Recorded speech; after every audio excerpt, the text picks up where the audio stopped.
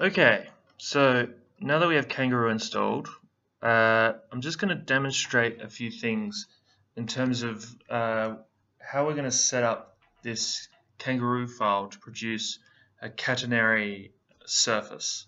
So one of the critical things is if we look at the way catenary is actually drawn, Grasshopper actually has a catenary curve component that you can find under curve and spline, and using that you can actually construct from 2 points, so here at 0 and here at 10, we can draw a catenary curve by defining its length.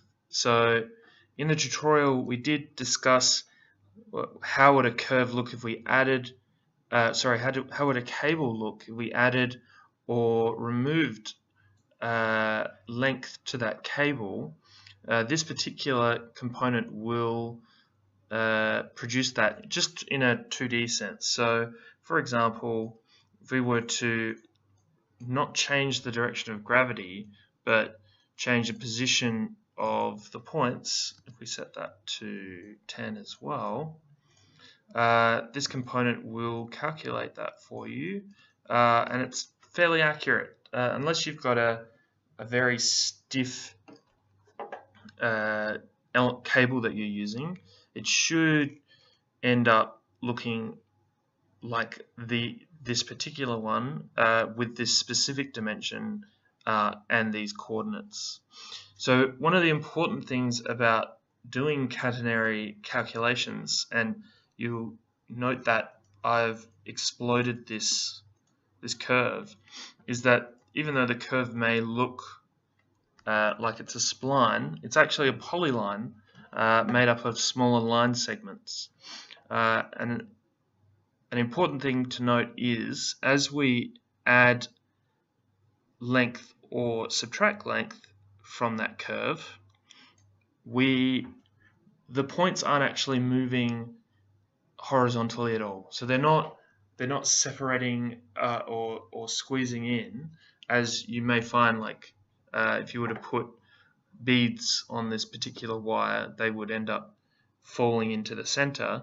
The points don't.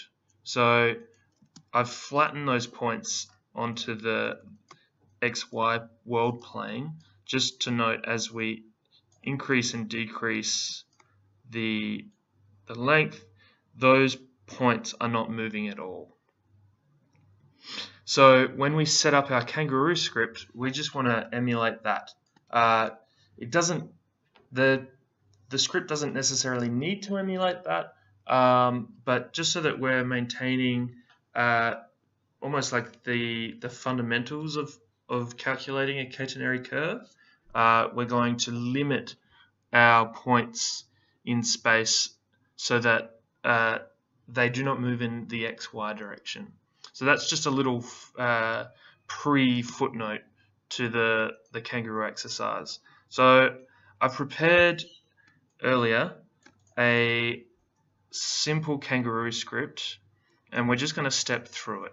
So the first thing that I've done is I've got a rectangle. This happens to be one of the default rectangles that comes with the mesh plane component here. So if you were to drop that in, let me just turn on bifocals. There we go. So if we were to get the mesh plane from mesh primitive and extract the boundary parameter, that's going to give us that rectangle, and we're going to need that later for one of the components that we use to add weights to our catenary system. Now, the system that we used during the tutorial has 5 divisions along each dimension. So we're going to have a point along, I believe it was maybe even 6. So we just want to use a number slider to control that. This could be anything, so apart from 0 or 1. So we can actually start playing around with far more dense meshes to produce these catenary systems. So for Kangaroo to work, Kangaroo requires a few things, and I'm just going to put it in, just light it up a little bit. Two of the most important things that Kangaroo needs is a timer and a toggle. If it doesn't have these two things, it won't run. So we want a toggle, which obviously you can find from parameters under input, and that will tell Kangaroo whether or not you want it to run or not. You'll find yourself clicking this in Kangaroo a lot as you start playing around with parameters. You may have to reset the simulation just to get it to work. And a timer. The timer you can find, for some reason this doesn't work. Okay, timer you can find under utilities. It's the timer. When you bring a timer in, it defaults to 1 second. You need to right click it, and it's best to keep it on 20 milliseconds. Depending on how heavy your calculation is, you may want to increase the amount of time it takes between each frame, but I'm going to use 20 milliseconds for today. You can also start and stop the timer once you've put one in through, I guess you'd call it the Windows the Windows taskbar little app menu. It's this tick. So if you double click that, you'll note that it hides and shows that fact that the timer stopped. A lot of people note that if you hide Grasshopper and run Kangaroo with just Rhino open, and you run the timer through this little menu, the simulation runs faster. So if you're trying to do a video like an official video and you want it to be smoother, it's much better hiding your Grasshopper environment and running the timer through here, and you'll see how that will work very soon. So these two things are required to actually run the simulation. Then you need the parameters for that simulation. In our case, we've got a mesh, and we want to put into that points. So we're going to control the points that make up this mesh, and we can get that through the deconstruct mesh component. And of those particular points, so these will directly go into geometry, and that is the geometry that Kangaroo will affect, and we're going to get an output of geometry that we're then going to use to reconstruct the mesh. So we can see here the mesh points are coming out, going into Kangaroo, and we're also using the mesh face instructions. So they're being used to reconstruct the mesh here. So if this were running right now and we weren't actually creating any geometry, we would just be reconstructing the mesh. And I can show you, we'll just put the points in here now. So that literally just uses the exact same points and the exact same face instructions to produce the exact same mesh. So by using these face instructions as with the output, we're going to end up with the same topology mesh. So we're not going to have any funky triangles or elements going in the wrong place. So we're just forcing these components to make our lives easier. So another component input for Kangaroo is anchor points. Now these are points in the system that will never move unless you ask them to move. So they're going to be static moment supports in the system. When I say moment, that's probably wrong. They're going to be static supports in the system. Those supports, things can be attached to them, but the physics that you're putting into the system, the forces, are not going to affect those points whatsoever. So in this case, to emulate the system that we had in the tutorial, we're going to set all the points on the outside of this system to be anchor points. And Kangaroo has a really nice utility function. You can find it under Kangaroo Mesh. And what that does is it'll take a mesh and output its clothed and naked vertices. It'll output their indexes and then the points themselves. So just to save on components, we're going to use the naked vertices component, output its naked points, and use them in anchor points. The geometry component is going to have a double up of those anchor points, but that won't matter because we're using geometry out as our final output. So anchor points is just there so the system knows that we don't want the points here that line up with these points to move. Then we need to emulate the system that we have with the catenary curve. So to do that, we need to apply forces to our points to have them run in Kangaroo physics. So for example, the unary force is very much like the force that you would apply on objects based on their mass. So that's just like if you were to have a cable net and the only thing that's holding the cable net down to create that curve is the weight of the net. So what we need to do is set that to have a point. So every point in our system is going to be affected by this unary force, and then we're going to apply a force. In this case, we want that force to be just a uniform -1. This is purely an arbitrary number that we're using. 1 is a nice number. You could be using kilonewtons as these forces in this system.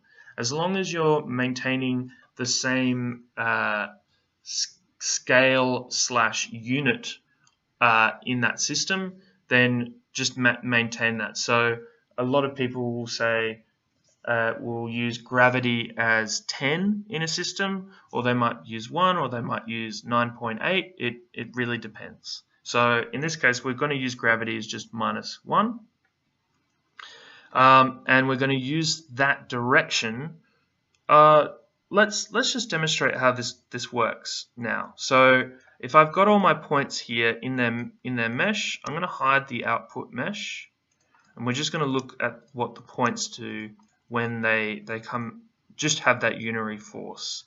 So we're going to toggle the Kangaroo physics to run, and what we're seeing is the inner ring, the clothed vertices are falling. They're not falling very quickly, but they're falling, and the outer anchors are not, which is great. If I were to apply a vector that looks, so if I were to just reset that, and we were to apply a vector of -1 and -1 for x instead, then when we run it, it's going to go off at an angle. Cool. So right now, the system isn't actually limiting these points to stop them from moving off their z-axis, because as you can see, I was able to put in a -1 for x, and they're going off at an angle. So I'm just going to keep this one plugged in at the moment just to demonstrate what the curve pull component does. So what this requires is a curve for these lines to be attached to. In this case, I've grabbed every point and I've drawn a line STL, and most of you should know where that comes from. And I've just set its length to a static 1000 millimeters. That way the system can run fairly long and quite extreme. So we're probably not going to come up with it. We don't want a catenary curve that goes all the way down there. So 1,000's enough. And as long as we have a curve pool component, which you can find from the forces area of Kangaroo, if we graphed the curve and the points as that comes in, then all the force objects that this component outputs are just specific to a single point and a single curve per object. What that will mean is you'll need to flatten the force objects as they come into Kangaroo. Kangaroo will not receive force objects in branches, otherwise it doesn't know which forces it needs to apply in a single simulation, and instead it thinks that you're asking it to produce multiple simulations. So I've never seen that work. It usually gives you an error. So you do need to flatten that. So once we want the strength of the curve pool to be quite strong.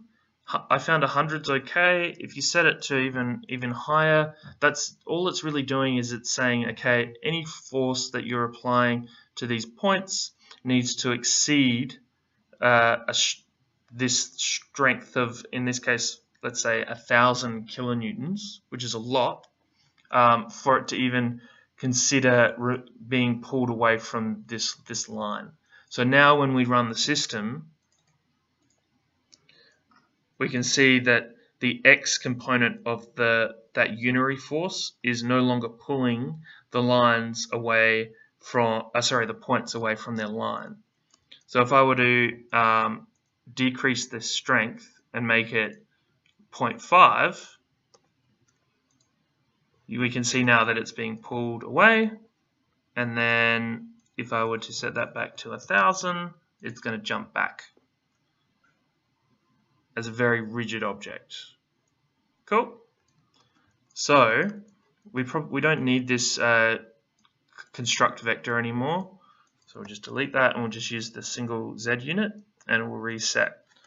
So now we'll note that the points are attached to their lines and the points are being affected by gravity, but the points are not being affected by the other points. They're in a system where they act by themselves. They do not affect each other. So what we want to do now is create a system that does connect them and make them act as if they're in almost like a cloth-like environment, or as if we had a wire or a string attached from each point in a grid. So the reason I made a mesh is there's a lot of little cheats that we can get the information from. So for example, these naked points and the face instruction, but meshes we can also extract their mesh edges. So mesh edges you can find mesh under analysis. And what that will do, just moving my windows around, let's just snap them back. What that will do is that outputs any edges in the system that are naked. So that's these edges on the outside. Any edges in the system that have a valence of 2, or for example, are clothed. So there's a lot of terminology in meshes, and in this case valence 2 means clothed, and then it will show any meshes in the system that have valence 3. Those mesh edges are usually in meshes that have a problem and specifically cannot be used to do 3D printing. You probably will not be creating those types of meshes, so we can ignore that at the moment. But from that, we can use these mesh edges. So this outputs lines with which we can then use to make springs. So a spring is effectively it's a line component that will be pushing and pulling points at the end of that line to be at a certain distance from each other, and that distance is set as rest length, and the strength that you define that as is under stiffness. There are various other elements that you can play with, but these are the three main inputs that you can use to create a system like this. So we want to be using the original rest length of the mesh to define the rest length of the spring, and we want to use we just want to set a nice slider for the stiffness. What we can do, so this stiffness, you're going to see stiffness a lot. Stiffness is that same number that's really going to affect strength for the curve pull, and it's going to be that force under the unary force. So that is the value that is going to fight back against any forces that are pushed upon the system. So, for example, if we were to use a rubber band along here, that is going to have a much weaker stiffness than if we were to use a solid steel rod. So the stiffness you'll see this effect, and fortunately this number you can actually play with that while it's in the system. So let's do that now. We're going to hold shift and add the springs to the force objects, and because it's flattened we don't have to worry about anything there. And then if we run the simulation again, I'm just going to turn off this original mesh and then run it.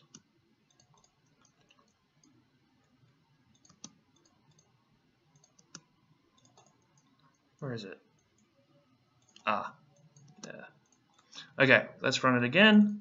So if we run that system again, now the points are also being pulled into each other based on that rest length. So if I were to increase that stiffness is now fighting against the gravity that we put originally. And so if we were to set that to a rather high number, we're going to get a very stiff board of a material instead of a loose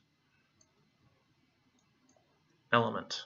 So the lower this number goes, so if I set that back to 20, the lower this number goes to the point where it's 0, then there's literally no point having the spring at all. So that's just going to run as it wants to run.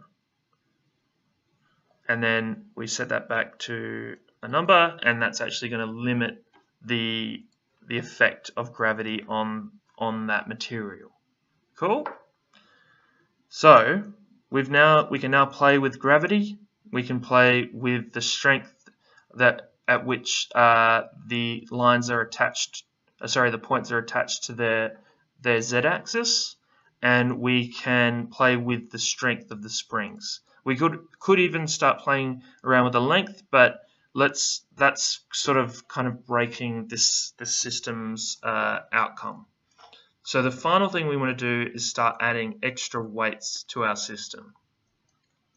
And this particular snippet, I guess you would call it, that I've made, it takes advantage of us extracting the boundary curve of our rectangle. So we're going to use the boundary curve as our geometry within this system, and we need to use our vertices of our system as the points. And what this particular component does is it uses the multi-dimensional slider component. What that will do is generate on our base boundary curve a point using UV coordinates. So you can see that's being, we can control that through sliding that in the X and Y. This will only work if we've reparameterized the boundary as it comes into this component. And then we're going to use closest point. And so by placing a point in this using this slider, we're not actually picking up the exact point on the mesh. So our point in our grid will be picked up using closest point. That'll output that point into a new unary force. And we're going to set that unary force to have a strength. And we want it to be a bit stronger than the effect of gravity on the cable. And that's going to emulate us putting weights on the system. So in this case, the unary force goes in. That's going to obviously break our Kangaroo physics engine. We then need to reset it and then start it again. And so now we can see we've applied a much heavier weight on this point here. And if we want, we can actually start adding even more weights to the system.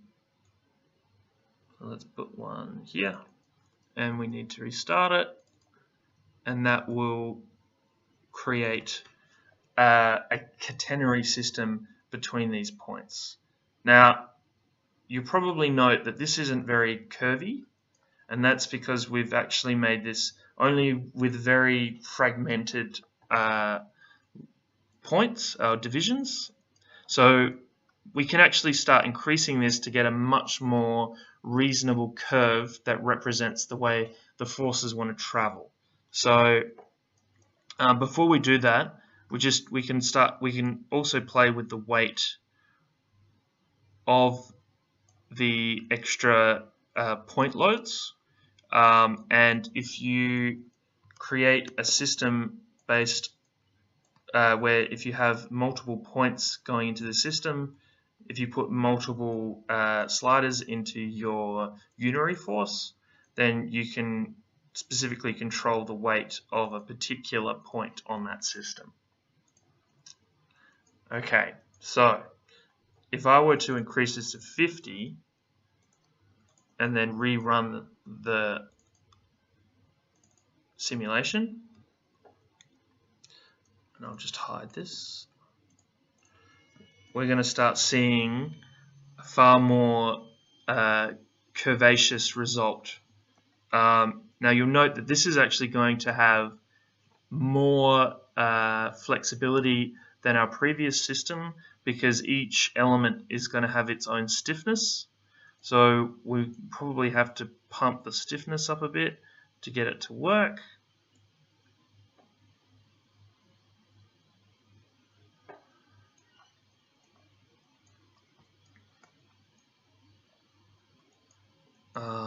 And let's just decrease the number of this to 20. Oop, and reset. And that'll give us the curve. I turned this off. I didn't. I thought I hit it. My bad. Sorry. Let's restart that. There we go. So that'll give us a much smoother result. And okay, that's why. So if we go back to 50, and we're going to see this break, right? So reset. That'll give us a much finer result to the point where this point here is actually, it's not going to affect the system overall apart from in a very localized area. So if I was to move my other point to a corner, let's sort of mirror them in this system. Come on. There we go. And we were to run this again, then they're not going to affect each other as much, and we're going to end up with two local maxima in that system. And then obviously this drooping that we're seeing here, that's based on gravity. So if we were to decrease gravity over the whole system, and that's actually increasing it, so it's going up.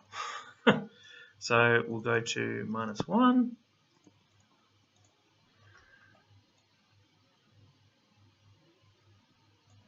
And we might restart just to stop it from glitching out.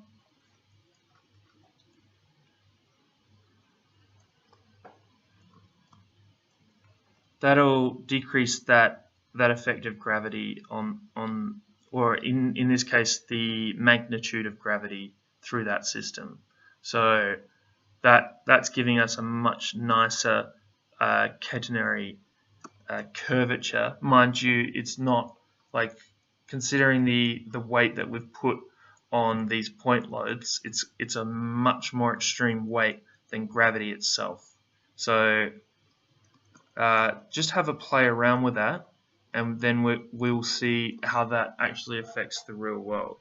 Now note, the more divisions you put into this system is going to, the divisions are going to represent the plywood sections that we will then cut out for the shell exercise. So the shell structure will effectively be the inverse of this, where we mirror our system.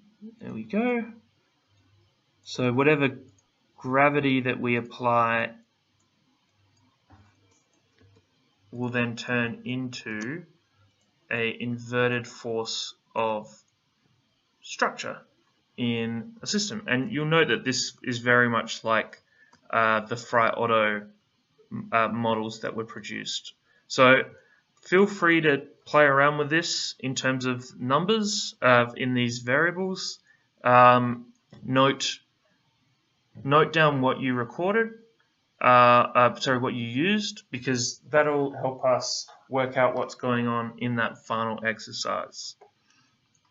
And then as a final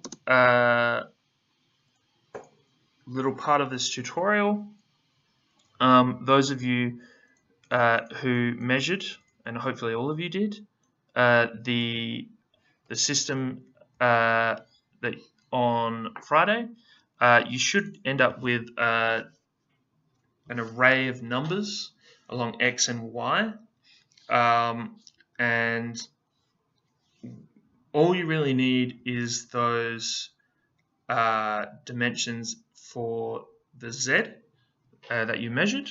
So in this case, I'm just going to make these numbers up, but we're going to pretend as if, go back into, if we've got a 5-dimension system, so 1, 2, 3, 4, 5, let's go one more, 6, and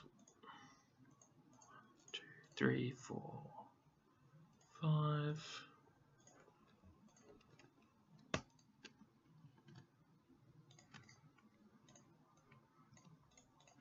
Need even one more.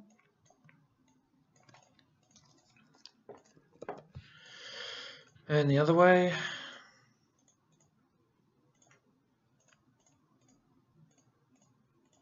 Then we can work with this in multiple ways. So a lot of the time we think about the order of things from left to right, top to bottom, but the way computers usually work and maths is left to right, bottom to top.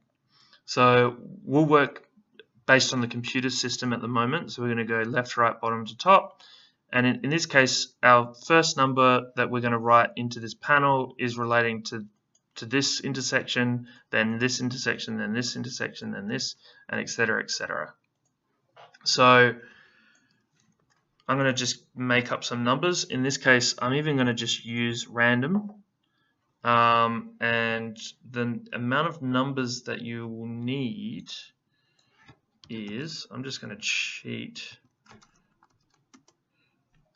is 36. Or I think it's what I'm going to use 36, but whatever division we used for Friday, I don't know that off the top of my head, it'll be whatever that number is. So I'm going to use generate 36 random numbers, and we can see them here, and we want them to be probably a bit stronger. Let's set that to 5. So that is generating 36 random numbers. And then we need to define where those numbers are going to exist in space. So the first number is going to exist, let's make that system bigger. So there were about 25 millimeters between each other. So that's going to exist at about 25 mil, and that'll step up 25 mil. So we'll use a series. We're going to start it at 25, so I'm just going to put in a slider just in case that number changes in the future. Let's use 100 mil as the maximum. So 25 mil, it starts at 25, it jumps up 25, and in this case 1, 2, 3, 4, 5, 6, there's going to be 6 numbers. Let's make that a slider too.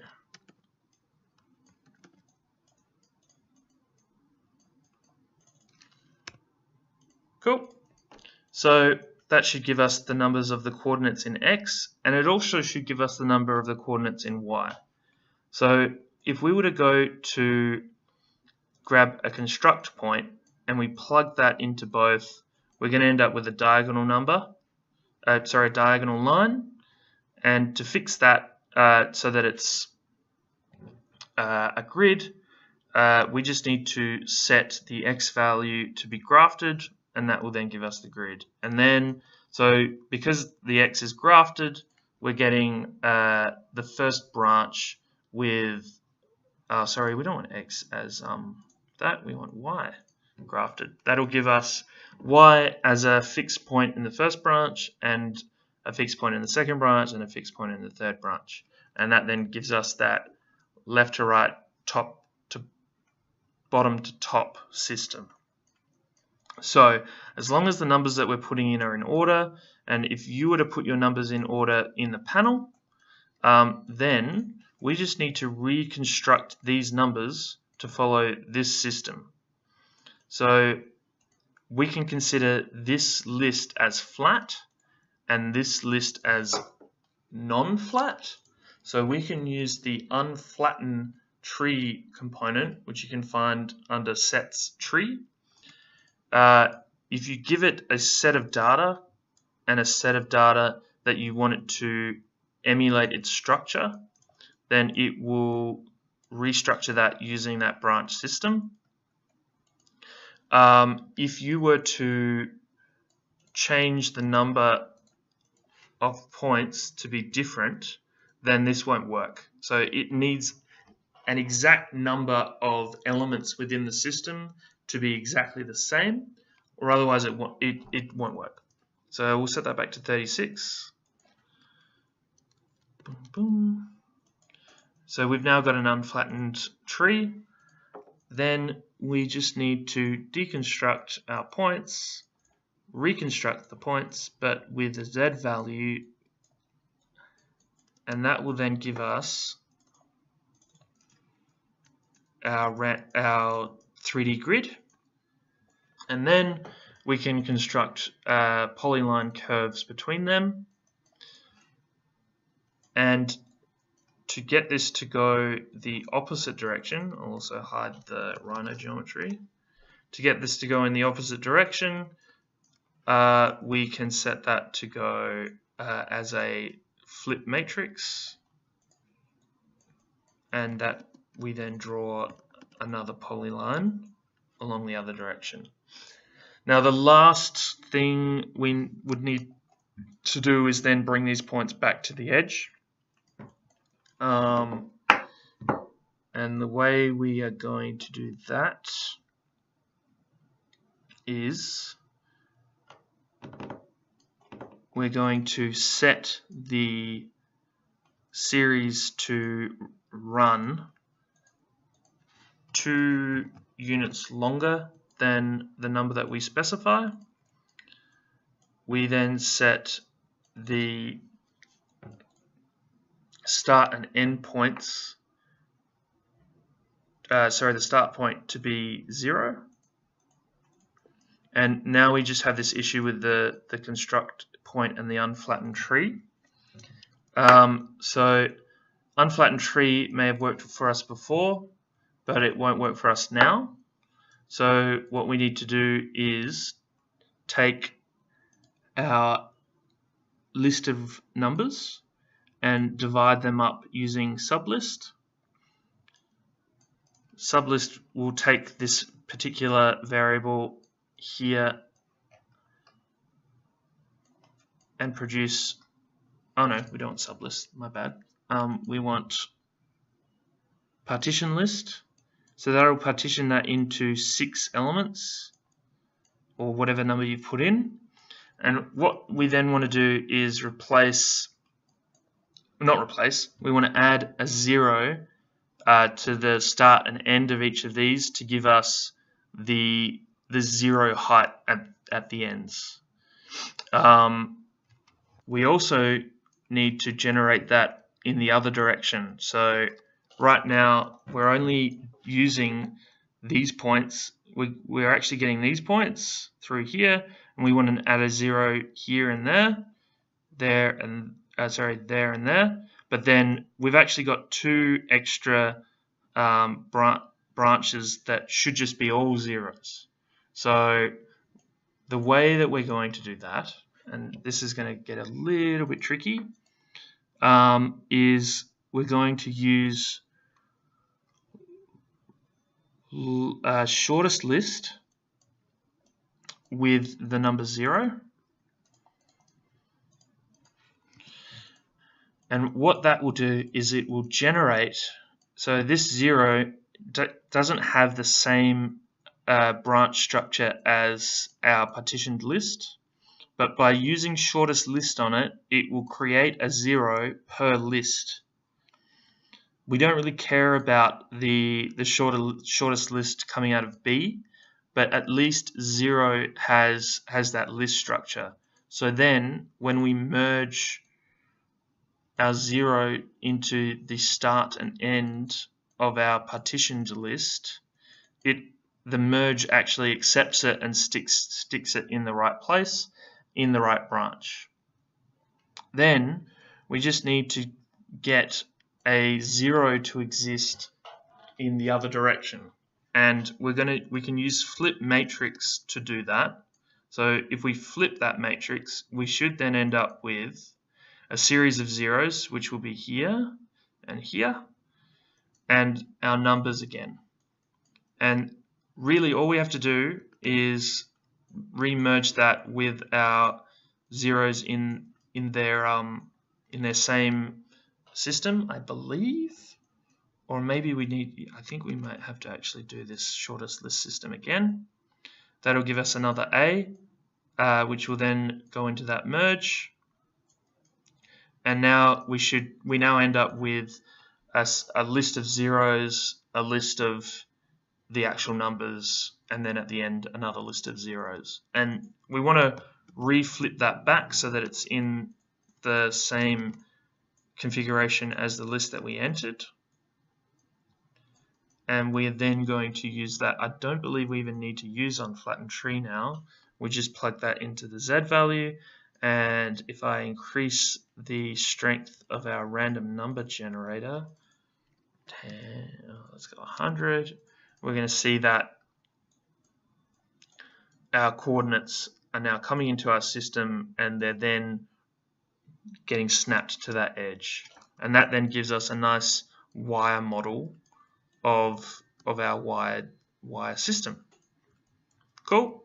So email me to let me know if there's any issues with this, if I need to explain any of it again in a different way, and just go back over the video for those problem points if necessary.